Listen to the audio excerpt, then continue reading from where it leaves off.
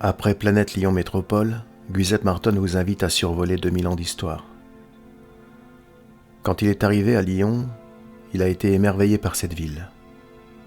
Depuis son jeune âge, il a arpenté ses collines et connaît chaque quartier et chemin en s'imprégnant d'un peu de lui-même, en reconnaissant dans ces lieux le prestigieux patrimoine qui surgit en lui comme si par enchantement il héritait de ce fabuleux et prestigieux passé. L'histoire de Lugdunum se confondra longtemps avec l'histoire de Rome, puisque les empereurs sont natifs des capitales des Gaules. À propos de l'histoire, Lyon, Lugdunum, a été gouverné par le général Manitus Plancus en 43 avant Jésus-Christ. L'empereur Hadrien, ce grand bâtisseur, est venu inaugurer le théâtre romain et l'Odéon, mais nous avons aussi eu Ponce Pilate, qui a fini sa carrière dans la ville de Lyon. Mauvais présage pour les Lyonnais. Vous vous souvenez, c'est celui qui a cautionné la crucifixion du Christ. Pendant toute la gouvernance romaine, nous avons également eu d'innombrables chrétiens martyrisés. Pour en citer les principaux, saint Alexandre, saint Épipode, saint Polycarpe, sainte Blandine, saint Irénée, qui devient second évêque de Lyon et écrit son œuvre de liturgie pendant le deuxième quart du IIe siècle. Il a su rassembler et avait le savoir de transmettre. Il était également un homme de paix. C'est pourquoi Guzette Marton, avec sa fondation et en partenariat avec la fondation Saint-Irénée,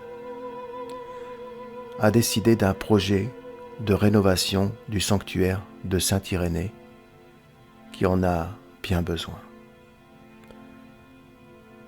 Guzette Marton vous fait découvrir ce qu'il reste de son quartier, la colline de Saint-Just, où il a vécu une partie de son enfance, qu'il a pu sauvegarder et réhabiliter.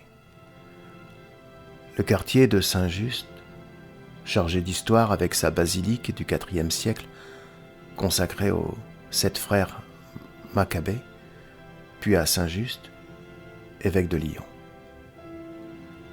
Le pape Innocent IV logea pendant 6 ans dans les bâtiments capitulaires à l'occasion du Conseil au Communique en 1245.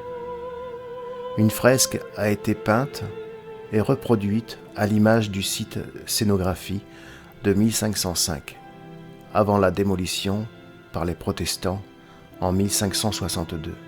Nous avons également eu notre bon roi Saint-Louis, qui a siégé avec son conseil en 1248, dans cette magnifique demeure du XIVe siècle. Le pape Clément V a été couronné à l'église de Saint-Just en 1305. Un événement d'une tentative d'attentat s'est produit dans la rue du Gourguillon pour rejoindre la cathédrale de Saint-Jean. Une partie du mur s'est effondrée sur son cortège. Bilan, des dizaines de morts et de blessés.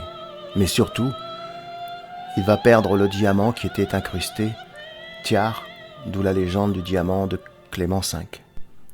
Nous avons eu le passage de Louis XIV qui a institué la grande fabrique de la soie en 1658. Lyon deviendra la capitale de la soierie.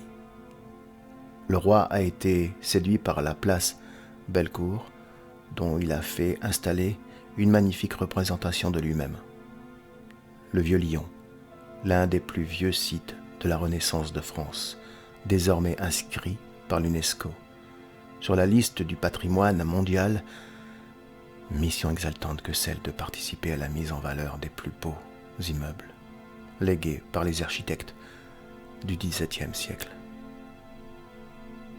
La rive gauche de Saône, un des endroits pittoresques de Lyon, est un des plus agréables.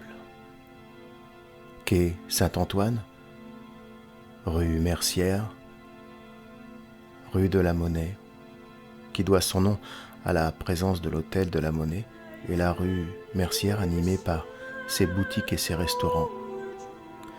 Giuseppe Marton vous invite à flâner dans ce beau quartier du XVIIe et XVIIIe siècle, aux charpentes façades florentines. Se reflétant dans le miroir du fleuve, à la fois blonde et bleutée, de ces lieux qui baignent un décor de théâtre, elle-même toscane. L'empreinte de Soufflot à Lyon, ce grand architecte qui a joué un rôle important sur la ville et qui nous a laissé chef-d'œuvre sur la rive droite du Rhône, l'Hôtel-Dieu.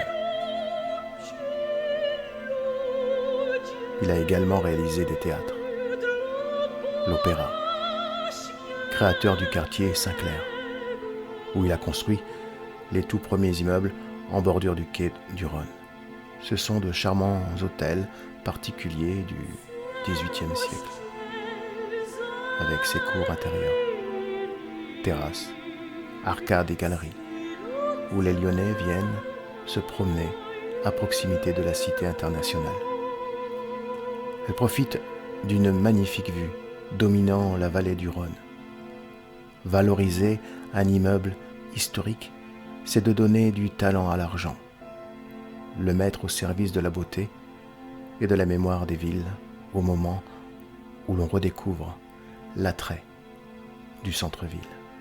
La sauvegarde du patrimoine historique devient un enjeu du futur.